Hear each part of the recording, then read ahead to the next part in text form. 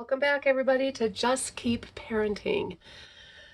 Just getting up in the morning, just keep moving, just keep swimming, whatever it means to you, right? But I'm appreciative of the fact that you've joined back in today. I typically post on Fridays so that we can kind of get some speed up for the weekend sometimes. But we've been talking about this book, Easy to Love, Difficult to Discipline. And one of the things that we talked about in class today is we are, as adults, we are really good, right, at when it comes to physical progress, when it comes to academic progress, we're really good at giving that kind of feedback. We're not so good at giving that kind of feedback when our children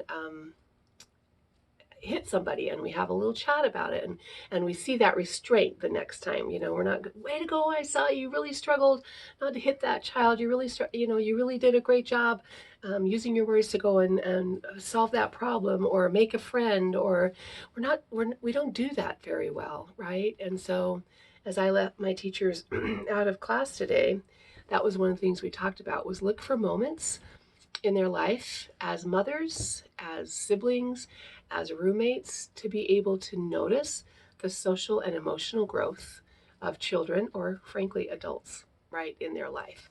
So last week we talked a lot about positive intent and how sometimes our parenting and our teaching stems from negative intent. We assume the worst. And we assume that they got up that morning and said, what can I do to make Miss Dory's life rough? Because we had some rough times in the lab school this week. But I kept pushing forward and reminding myself, this child is not doing this because he's trying to make me have a bad day, or she's not doing this because she wants to be mad, right? And so as I dealt with probably 4 or 5 situations this week to try to model for the teachers how to do that positive intent, it was beautiful, right? And so the struggle is coming out of our brainstem and getting to the calm. One little boy said, so in other words, I need to be calm. Yeah, that's what you call it at your house. That's what we're going to call it here, right? So what can we do so you can feel calm, so you can feel safe, so you can feel empowered, right? So that's what we're going to talk about today. Is we're going to talk about the secret to unconditional love. So the question I pose to you is, think about a time when you need lots of encouragement in your life, right?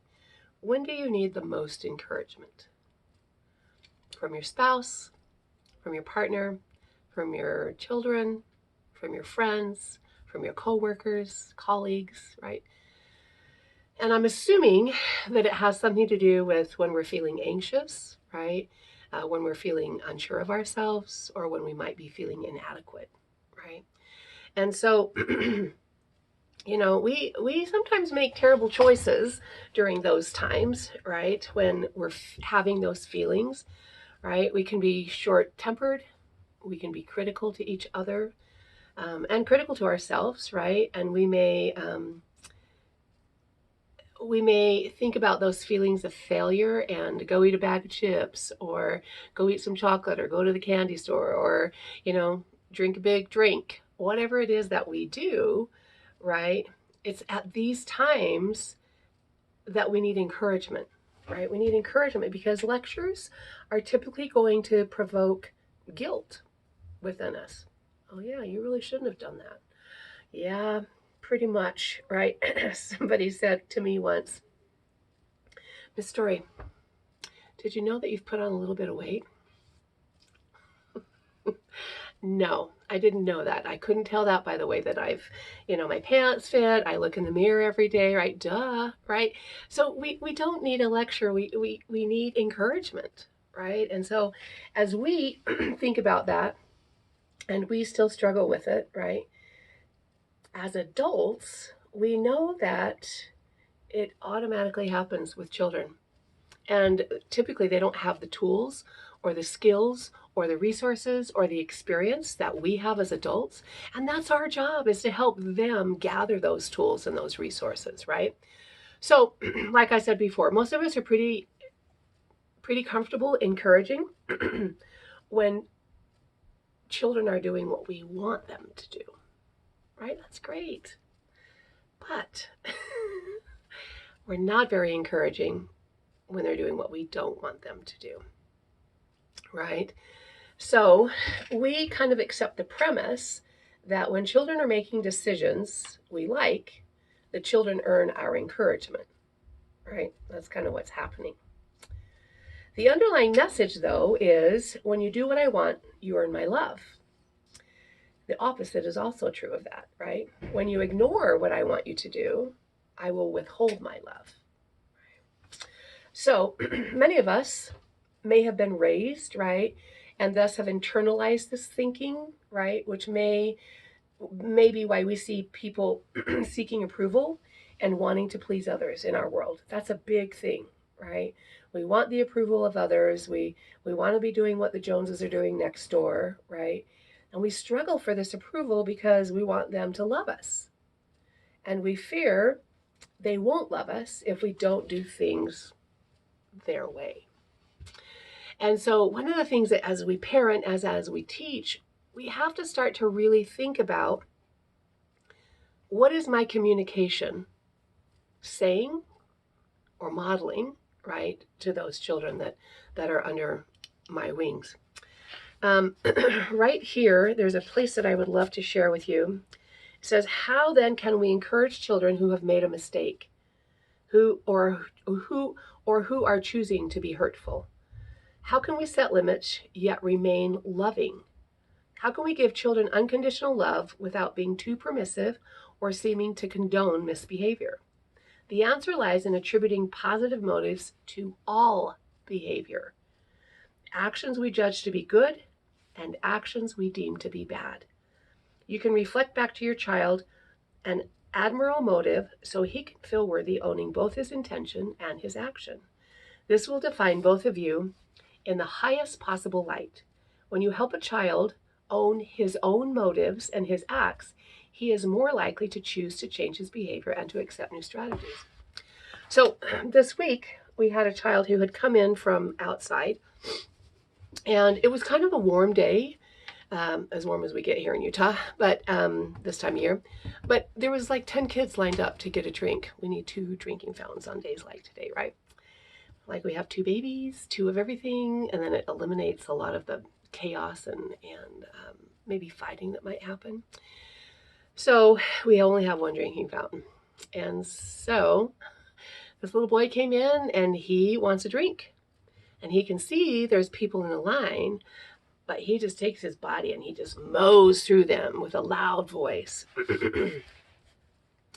And I saw this happen, and so I went and I said, hey, buddy, it looks to me like you want to have a drink. He said, yeah, I'm so thirsty.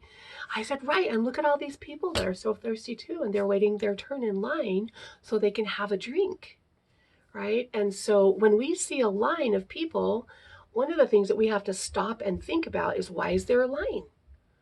And so then you can follow with your eyes and see that there's somebody getting a drink right now. And then all these people, remember we have the stars, and I showed them the stars that sit on the ground or that are down on the ground. And he said, oh, so I just have to wait. I said, yeah, like everybody else, right? They're all waiting. So you need to get in line and wait. Anyway, it was just such a beautiful moment because he was just taking care of a need, right? He was thirsty. He wanted a drink. And we have to remember, some of these kids are still young. Some of these kids may not have teachers or parents in their life who are helping them to see, right, to notice what others are doing. One of my favorite videos is talking about noticing instead of judging, right? And that's the same thing here. We've got to teach them how to notice what's happening and not assume negative intent, right? There was another little struggle this week with a little boy that was, the teacher had been asked to make sure that he goes to the restroom when he gets to school because we've been having some accidents. And she was in there trying to get him to go to the restroom, and he was playing with the water and had the water on and kind of was whiny a little bit when she would talk to him, and it was just going on and on and on. So I walked up and I said, hey, buddy, it looks like Miss So-and-so is trying to help you get to the bathroom. Yeah, but I don't need to go. And I said, okay. So when we have the accidents, then you get frustrated because you have to take off your clothes and change your clothes. I said, so what can we do so that you don't have to take off your clothes and change your clothes and you go to the bathroom? I don't know. And I said, well, I think I have an idea. I said, so in order for you not to have to do that, we've got to go to the potty. But you have a choice. You can go to the potty now when school starts. We hadn't been seeing many accidents at the beginning of the beginning of class. It's just at the end. So I was taking that knowledge, thinking about him, thinking about how to empower him, assuming positive intent. I said to him, so you can either choose to go to the potty now or before you go outside. Oh, okay. I said, so what is it going to be? What are you going to choose? He said, before I go outside. So then I communicated to the teacher that he was going to go before he went outside, and would she help follow through with that? Totally. I mean, he just, as soon as we went out, as soon as we got our coats on, he said, oh, I got to go to the potty. Went to the potty, took care of it, came out, put on his coat, and went outside, right? So that assumption of positive intent, right? And helping them to understand that they're not going to lose my love if they don't go to the potty. They're not going to lose my love if they push through at the drinking fountain, right? But my job is to help them understand how to have the words and have the body language, if you will, to be able to work through those problems. I think one of the things that we talked about last week is sometimes kids they don't know the language to use, right? And so sometimes they use the language that they hear at home or they hear at school. And so as we teach them the language, their brain, what is it called? The muscle memory, right, gets a little stronger and a little stronger and a little stronger. But as an adult, I have lots of experience with that. I have lots of knowledge with that, which they don't have yet. So that is my job, socially and emotionally, to help them have experience, right? And they may have to rewind a bit, but then we talk about it again, we practice it. I said to the little boy who had a struggle yesterday with somebody that was bugging him, I said, well, let's talk about using your big voice. He said, I don't like it when you do that. I said, yeah, and look at their eyes, right? Because we know that 90% of bullying can be de-escalated by eye contact. And so he looked at me, he said, I don't like it when you do that. I'm like, that's right. So next time that happens, then you look at their eyes and you use your big voice. And so there again, and you think, have I said this a million times? Yeah, you might have, right? But we have to remember that they're just learning how to use this language. They're just learning how to do this, right? So we can help them own their motives, right? We didn't have a problem with him coming and pushing again, right? And so I'm hoping that as that teacher saw me model for her, that then she'll be able better to model for the child again, right? So we have to remember the power of positive intent, right? And recognize that they're not out to make us have a bad day. Right? So on page 156 in this, it says, you uphold the highest image of yourself and others when we have power of positive intent. You foster cooperation by joining with somebody to solve a problem. Yesterday I kept saying, so we have to solve this problem before we can do this. And he's like, but I just want snack. I said, I know, I do too. I'm missing snack too. But if we can figure out how to get your jobs done, we can both have snack. And so helping them to figure out that there is a way to do this. You foster a sense of security, right? Children who feel secure are more likely to share feelings with you about problems that are bothering them. You foster responsibility, right? We're putting that responsibility on the child. Your child is willing to own his own motives and actions because they do not mean he is bad. It just mean that he hasn't had the experience yet. We're trying to help him giving him more experience. You set your child up for a teaching moment, right? Rather than a guilty moment or rather than a punishment moment, but we're setting them up for teaching moments. They become conscious of their current actions, right? And they can choose another course. But sometimes they don't realize that this is what I'm doing is a bad thing, because maybe this is what happens at home, or maybe this is what was done to me, and so I'm gonna solve this problem the best I know how with the knowledge that I have now. My job is to have a teaching moment so that they have new knowledge to tack onto those schemas up there. The next one is we convey healthy responses to our child that will help him or her handle and embrace diversity, right? We can look, we can think, and we can act differently than we do, right? And you can still accept them for who they are, even though they may look and think and act differently than I do. We encourage our children to develop their own will by acknowledging that he does not need to obey you in order to keep your love. That's a really hard thing for most of us, right? Because we think that if we're obeying people that they're going to, well, they do. Sometimes they take their love away if we don't obey, right? I'm going to love you no matter what. I heard a talk this week about God's love is always there for us. He doesn't take it away. Sometimes we shy away from it, but he doesn't ever take it away, right?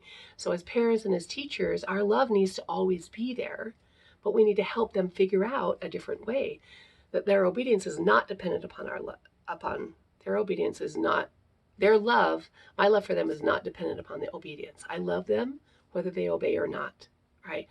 But life is better, right, when we can own that, when we can show them how to own that. And then the last one, my friends, is you model unconditional love. Right? And that's the goal. That's what we're trying to get to, is have that unconditional love for those people that are around us, in our family, in our classrooms. And so as we can focus back on the power of intent, that power of positive intent, right? What we focus on, we get more of. Right. So as we move forward in our parenting and our teaching worlds, I hope that that's what we'll kind of focus on this week, is where am I on that unconditional love continuum, right? Is it easy for me to just visit with them about it? Sometimes I have to step out of the booth, right, and say, okay, she's not meaning to do this, as I look at the teachers even, right? So I'll take a deep breath, go get a drink of water, come back, and we'll have a little chat about things. They're not meaning to make my life hard. So if we can take that mantra and go forward, I think we can be better parents. I think we can be better teachers. So hoorah, let's go.